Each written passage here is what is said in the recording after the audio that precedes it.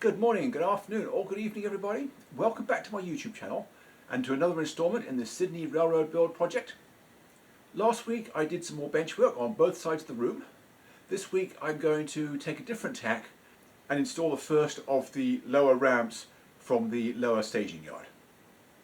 So without further ado, let's just head out to the workshop and get busy. Last time I was out here, I built two more benchwork frames along this side of the railroad, and I glued up the curved front for the next frame. I'm not going to build that today. Instead, I've decided to take a different tack. In this corner, I am working on the sub-roadbed for the rising grade. From the lower staging, I've got about 12 feet of the ramp in, and I am working on getting that around the corner and then along the back. The reason for that is that I want to make sure that I've calculated correctly at the far end, where we have that special joist. The ones like this one with the fork in it, where the track goes between them. And I think I've got that in the right place. I just want to make sure. I've already got the sub-roadbed glued up. I started off with this nice smooth curve that was cut for me on a CTC router by the same guy who did the helix. And then I added offcuts at the end. It will divide here because it will be a lot easier to transport it if I can just carry it in two pieces inside one of the other frames, rather than being a big awkward piece that I have to pack elsewhere. That's why it's in two pieces. Next thing I've got to do is build some hangers so I can lower it to the right height and then get the grade right. So let me do that and I will be right back. Well, I now have the lower grade in the right place. The first three hangers are also in the right places, and I've marked where it goes against the benchwork. I'm going to take them over to the miter saw now and get them cut off, and then I will reinstall them, and then I will screw the roadbed to it. The last one I can't do yet because I've got to get a notch cut out of here. I thought there was going to be, but I wasn't sure.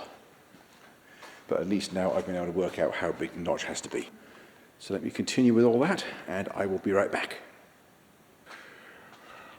Well, the lower grade is now properly installed all the way around the curve. That is the awkward part done. The straight bit up this ramp is pretty straightforward. There are a few more of these joists that have to be notched, but I will do those on a case-by-case basis as I get to them. The hangers are a little bit further apart than I would normally put them, but it will have strips of 3/16 plywood along both sides, about 2 inches tall, and that will form a U-channel, which will add a lot of stiffness. Well, that is the corner piece finished up with all the fences on. I had to add another temporary support in here. It won't be necessary once the railroad is installed in the client's train room, but it is now, because the roadbed is not stiff enough to avoid any possible twist on the unsupported end. Obviously, while I'm building the railroad, that can't have any attachment there. It just has to sit perfectly, which is why I put the extra drop hanger in. Anyway, I've also built the next piece. I haven't installed it yet, but this shows my method for figuring out exactly how much I have to cut out of all the joists. I have it clamped to my long level and positioned at the right angle, a known distance too high. See, it's resting on a piece of 3/4 inch plywood, which is sitting on top of the 1/2 inch sub-roadbed instead of under it, which tells me that each joist has to be cut down by exactly that much. So I just put that block under each one and then draw a line with a pencil, and that tells me how much I have to cut down. See, about 1/4 inch on this one, about 1/8 on that one, 3/4 inch. That one looks like I forgot to mark it, and then the one at the end. So I'm just going to get those joists notched, and I will be right back. Well, I've now cut all the notches and dropped that piece of sub-roadbed into place. It didn't take very long. I put a new blade in the multi-tool and I finished up any rough edges with a wood rasp. I'll probably need some thin shims in a few places. This is why I always keep various thicknesses of cardboard in my workshop. So let me work out those shims, get that installed, and then I'll be right back. Well, I have now permanently installed that one, and I've built the next one. It's just a case of repeating the process. For this one, I think the first 3 joists are going to need notching, and then after that, I should be above them. And then the next one after this will be even easier because I just need risers instead of notches. So I'm just going to repeat the same process as I showed you just now, and I'll be right back. Don't go away. That is another 7-foot piece installed. As we can see, at this end, I am now significantly above the joists. I've also made the next piece to go in, which is going to have to be jacked up on risers the whole length. This one only has one side fence. That is because I am approaching where the opposing grade is going to cross it, and I will want to put a wider piece that does double duty.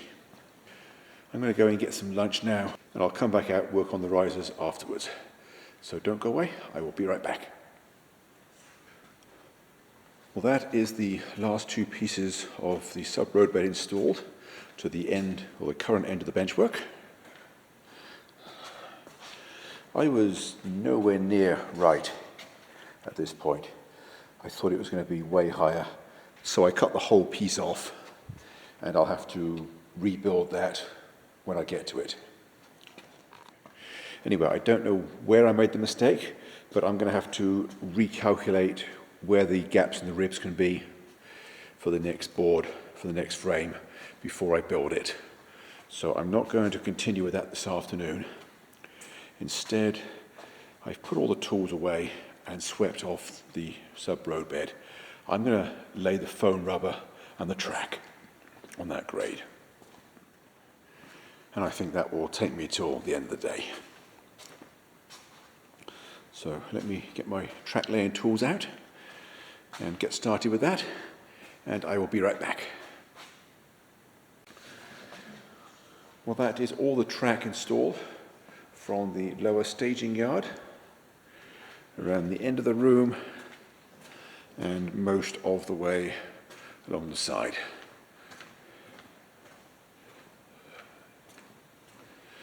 Track is in all the way to the end of benchwork. I cycled through all my weights twice.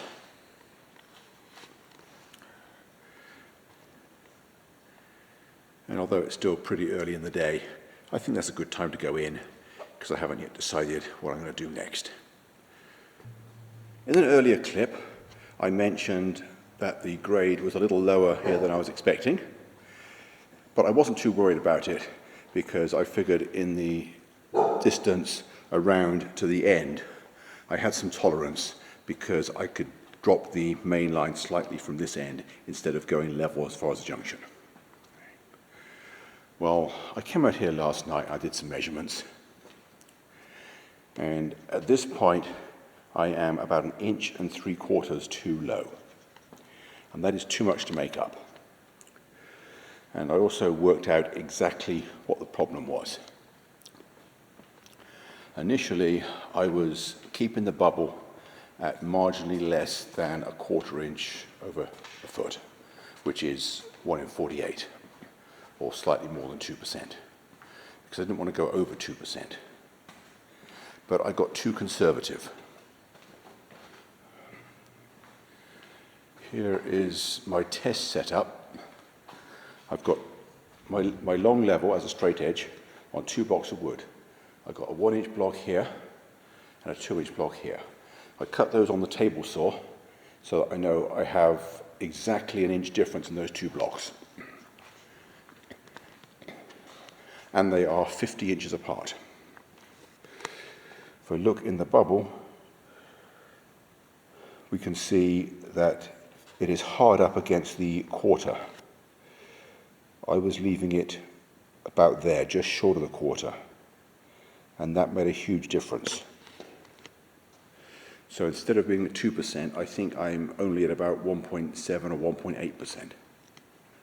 And I have tested this setup both ways, just to make sure I'm not getting misled by any slight imperfections in the benchwork below it. And it is exactly the same both ways. So what I'm going to have to do is to start increasing the grade from here. So over this first piece, I will have to gradually increase the thickness of the shims. This piece I will have to take off and lift up, and then go round one piece at a time and lifting it to the right height. The bit around this end is quite awkward, as it was the first time, but the straight section from here is just a case of cutting taller risers, so that won't take long. As I've said before, I hate going backwards, but sometimes it's necessary. I probably won't make any more clips until I'm done, but I will check in with you then. Well, I've now corrected the grade all the way to the top. You can probably see the difference now. I didn't gain quite as much as I wanted. If you recall from earlier, I said it was 1 3/4 inches low. Well, I gained 1.5 inches. So I'm still about 1/4 of an inch below optimum, but that's well within range of being able to make it work at the top. So I'm just going to go with that. It didn't take very long once I got into a rhythm. And as I suspected, the hardest part was the bottom of the grade across here. But even that wasn't too difficult. Anyway, with everything correct, I can now build the next frame that goes on here. So let me get organized on that, and I will be right back. Well, that is one more frame built. This one was a little more complicated in that I had to get the curve right at the front, but otherwise it's the same. Next task is to get another piece of sub-roadbed in to continue the grade. And this one is going to curve slightly towards the back again, just mirroring the one at the other end. Not sure if you can see it at the moment, it's too far away. But I'm just going to put a gradual curve in towards the back. That will make it a lot more accessible, being further away from the track that's above it. So let me get organized with that, and I'll be right back. Well, there is the next 7 feet of sub-roadbed installed. I've also got some dimensions for the next frame that goes in here and turns the corner. It's a little bit shorter than 7 feet. If I've calculated it correctly, it's 82 3/4. And the width is not critical, it's going to be about 40. And it's an L-shaped piece.